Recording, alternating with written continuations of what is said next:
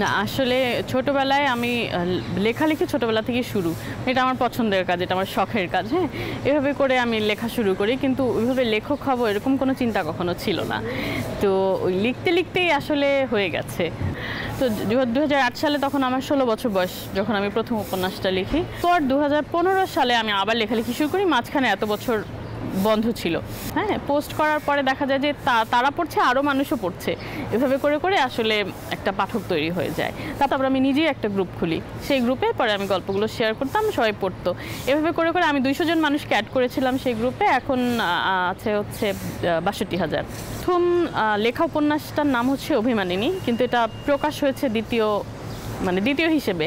অভিমানিনী বইটা প্রকাশ হওয়ার পরেই আমার আসলে লেখালেখির একটা আমার লাইফের টার্নিং পয়েন্ট বলা যায় এটা।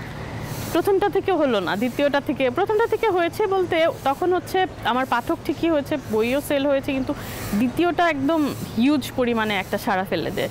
তখন হচ্ছে এখনও পর্যন্ত আমার যে 14টা বই, এখনও পর্যন্ত অভিমানিনী সবচেয়ে বেশি বিক্রিত বই। গল্পের প্লটগুলো আমার আশপাশ থেকে পিক করি সবসময়, এবং আমি ওই রকম কিছু লিখতে চাই না যেটার সাথে রিলেট করতে পারবে না, সেটা যে জনরায় হোক।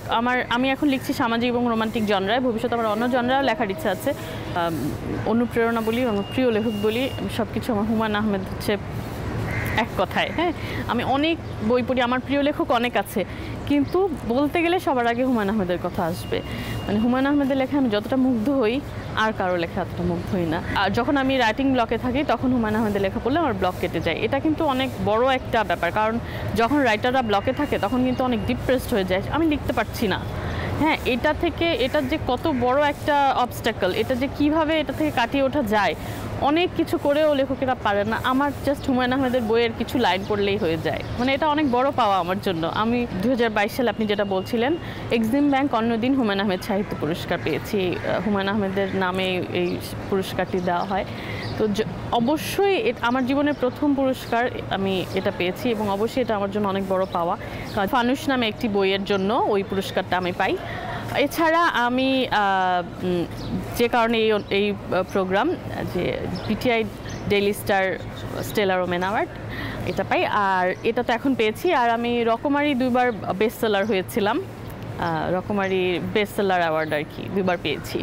Daily Star BTI stellar women অ্যাওয়ার্ডটি আমি পেয়েছি আমার নায়রি বইয়ের জন্য। নায়রি বইটি আমার সবগুলো বই থেকে একটু আলাদা, কারণ এটা হচ্ছে গ্রামীণ প্রেক্ষাপটে লেখা।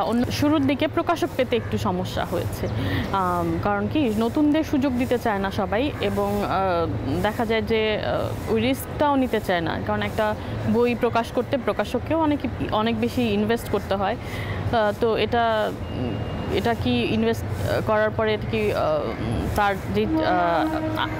তার যেই এক্সপেকটেশন সেটা ফুলফিল হবে কি না, সে একটা আশঙ্কা থেকে যায়। তো এ কারণে একটু সুযোগ পেতে সমস্যা হয়েছে। আর আরও একটা সমস্যা হয়, যেটা আমার আসলে শুরুর দিকে হয়েছে, কিন্তু পরে আর এটা হয়নি। সেটা হচ্ছে যে স্বচ্ছতা প্রকাশক এবং লেখকের। হ্যাঁ, যে আমি এত কপি বই বের করলাম, এত কপি ছাপালাম এবং এত কপি রয়্যালটি দেবে, এটা শুধু আমার প্রথম বইয়ের ক্ষেত্রে হয়েছে, এরপর আর হয়নি কখনো। কিন্তু অনেকের সাথে তো হচ্ছে। হ্যাঁ, মানসিকভাবে অনেক শক্ত থাকতে হবে, যে যাই বলুক। নিজের প্রতি বিশ্বাস রাখতে হবে, আত্মবিশ্বাসটা রাখতে হবে।